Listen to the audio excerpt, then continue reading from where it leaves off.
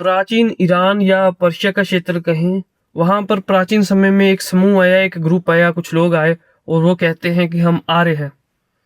चलो आइए साथी, हम जानते हैं कि कैसे प्राचीन भारतीय संस्कृति ने कैसे प्रभाव डाला एंशिएंट ईरान की संस्कृति पर, प्राचीन पर्शिया की संस्कृति पर, कैसे भारत की भाषा का प्रभाव पड़ा, संस्कृत भाषा का, कैसे यहाँ का धर्म, यहाँ का कल्चर या व्यवस्थाएं हैं, जो धार्मिक व्यवस्थाएं, वो कैसे पहुंची प्राचीन ईरान के क्षेत्र में।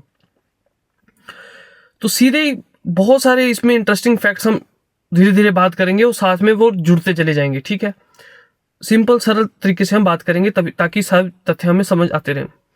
तो जो प्राचीन पर्शिया का क्षेत्र है, यानी कि अफगानिस्तान से आगे का क्षेत्र है, जिसे हम ईरान के क्षेत्र से जानते हैं, प्राचीन समय में ज़ोरास्त्र धर्म से भी पहले, जो ज़ोरास्ट्रियनिज्म है, ज़ुद्रुस्त जो उनका प्रोफिट का नाम मैं सही ढंग से ले नहीं पाता, उनसे भी पहले जो ईरान में जो वैदिक अनुष्ठान होते थे, जो इंद्र की पूजा होती थी या अग्नि की पूजा होती थी, या उनके मंदिरों में जो अग्नि की पूजा हमें आर्कियोलॉजी में मिली है, ये सारी चीज़ों की हम बात करते हैं। तो जो पर्शिया के जो एंशिएंट समय में बहुत सारी वहां पर संस्कृतियां थी अलग अलग और रही होंगी। तो वहां पर एक समूह पहुंचा, वो समूह ये कहता है कि हम आर्य हैं। आर्य, जिसे हम आर्यन कह देते हैं, इंग्लिश में वो ट्रांसलेट हो गया था, जर्मनी वाले लोग उसे आर्यन बोलते हैं, लेकिन वो आर्य शब्द है। भारत में आर्य कहा जाता है जो पद्धति दी जाती है, जो सम्मानित लोग हैं या उच्च वर्गीय लोग हैं। और तो जो ये आर्य शब्द है, तो वो कहते हैं कि हम आर्य हैं और हम किस एक जगह से आए हैं जहां से आर्यों की उत्पत्ति होती है, या जहां आर्य रहते हैं, हम वहां से आए हैं। तो वहां की लोकेशन वो बताते हैं कि वहां बहुत सारी नदियां हैं, वहां पहाड़ों की श्रृंखला है। हमारा क्षेत्र मिला के 16 क्षेत्र और हैं, और वहीं पर जहां से हम आए हैं, यानी आर्यों की जो जगह है, वहीं पर जो ज़ोरास्त्र है, जिसने ज़ोरास्ट्रियनिज्म शुरू किया है, जिन प्रोफेट ने, वो वहीं उनका जन्म है। आगे हम बात करेंगे कैसे वो भारत से चीजें जुड़ती जाएंगी। तो ये लोग जो यहाँ आर्य पहुंचे, इन्होंने यहाँ आर्य संस्कृति को, यानी कि भारतीय संस्कृति को फैलाया। चाहे यहाँ इंद्र की पूजा हो, अग्निदेव की पूजा हो, और बहुत सारे उसमें चीजें दिखती हैं।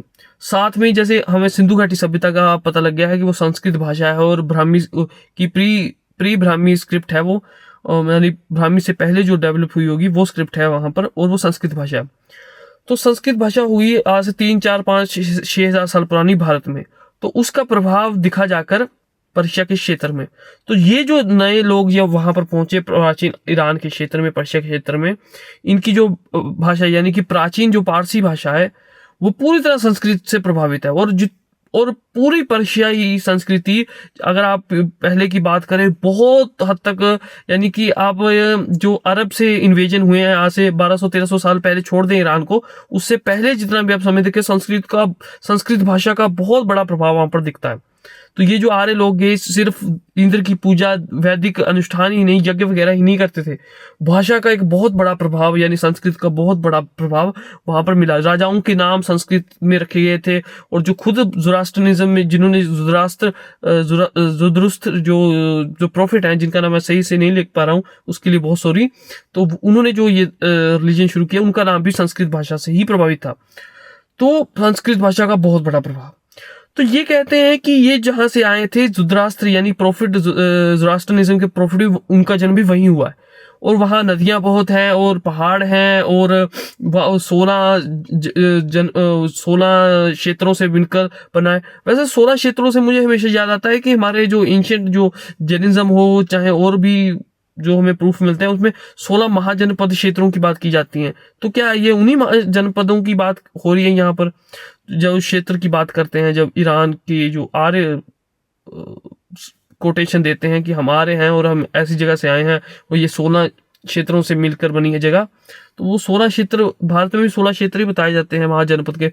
चलो आगे बात करते हैं। देखिए, तो जो ये क्षेत्र था, उसकी डिस्क्रिप्शन ऐसे दी जाती है। तो जो प्रोफिट है, ज़ोरास्ट्रियनिज्म के प्रोफिट है, ज़ोरास्त्र जो इकलौते प्रोफिट है इसके, तो ज़ोरास्ट्रियनिज्म के जो प्रोफिट है, वो उनका जन्म हुआ था यहाँ पर पाकिस्तान, अफगानिस्तान के क्षेत्र में। और इसी क्षेत्र को बोलते हैं कि ईरान के जो आर्य लोग हैं, हम यहीं से आए हैं।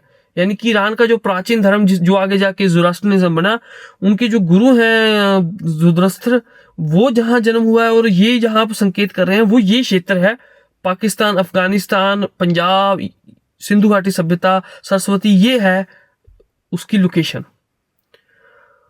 तो अब हम इसे सब चीज़ों को जोड़ लेते हैं।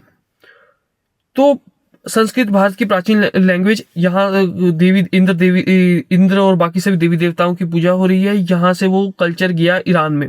अब ईरान में जो लोग हैं वो खुद को कहते हैं हम आर्य हैं। तो आर्य पूरी धरती में कहाँ से आ सकते हैं? ईरान में आर्य नाम के लोग कहाँ से आ सकते हैं? अमेरिका से तो आएंगे नहीं, भारत से ही आएंगे। संस्कृत भाषा लेकर आएंगे, साथ में इंद्र की बात लेकर आएंगे, साथ में वैदिक देवताओं की बात लेकर आएंगे, जो कि हजारों सालों से वैदिक देवताओं का स्थापना हुई है भारत में, यानी कि भारत में उनकी पूजा होती रही है। और वो बोल रहे हैं कि जुदराष्ट्र भी का जन्म भी, जो उनके प्रॉफिट है, जुरास्ट्रनिज्म के प्रॉफिट है, उनका जन्म भी इसी क्षेत्र में हुआ है, यानी पाकिस्तान अफगानिस्तान क्षेत्र। और यहीं से ये ईरान वाले जो आर्य वाले हैं यहाँ आए हैं। तो सारी चीज़ों को हम साथ में जोड़ें, और भी इसमें बहुत सारी डिटेल्स हैं जिस पर मैं बाद में कभी वीडियो में बात करूंगा। आज हम स्पेसिफिक कुछ बड़े बड़े इसमें टॉपिक्स पर ही बात करेंगे, जो केंद्र बिंदु बड़े बड़े हैं। तो इसमें बात आती है कि वहाँ जो आर्य लोग आए वो खुद को सीधा इंडिकेशन कर रहे हैं कि हम इसी क्षेत्र से आए हैं, भारतीय क्षेत्र से आए हैं, संस्कृत भाषा का प्रभाव साथ लाए हैं, साथ इंद्र की पूजा लेकर आए हैं। ये प्रभाव दिखता है। उन्होंने खुद नहीं बोला है कि हम इंद्र को और ऐसे संस्कृत को लेकर आए, क्योंकि कोई ऐसा लिखता थोड़ी ना है, कोई सभ्यता ऐसे लिखती थोड़ी ना है। वो तो पहुंची तो अपने साथ सब चीज लेकर पहुंची ही। तो ऐसा थोड़ी ना है कि उनमें ऐसी समझ होगी कि बाद में कोई इतिहासकार इस पर रिसर्च करेगा कि तो मैं लिख कर रखूं कि मैं कहाँ से आया था, क्यों आया था, हमारी संस्कृति क्या है, हम यहाँ से वहां से यहाँ आए हैं, इसका ध्यान रखना। तो हमें लिख कर खोज देंगे सब चीजें। हम आर्कियोलॉजी और एविडेंसेस पर देखते हैं कि कैसे क्रोनोलॉजी सेट बैठती है, कि कैसे संस्कृत भाषा का प्रभाव दिखता है। संस्कृत भाषा के सबूत हमारे यहाँ बहुत पुराने दिखते हैं, कैसे वैदिक देवताओं की वहाँ पूजा होती थी। तो फिर बाद में वही ज़ोरास्ट्रियनिज्म ने वही जो जुदरस्त जो उनके प्रॉफिट है, उन्होंने ज़ोरास्ट्रियनिज्म की शुरुआत की, और उसमें भी इंद्र को कंटिन्यू रखा है। ऐसा नहीं कि इंद्र बाकी सिर्फ देवताओं को अबैंडन कर दिया, उनको मना कर दिया, उनका एग्जाइल कर दिया कि अब ये नहीं माने जाएंगे, क्योंकि उनका बहुत ज़्यादा प्रभाव था उनकी संस्कृति में। और यही है आज की वीडियो में लगभग बस इतनी ही इन्फॉर्मेशन थी। बाकी कई डिटेल्स पर हम फिर कभी बात करेंगे।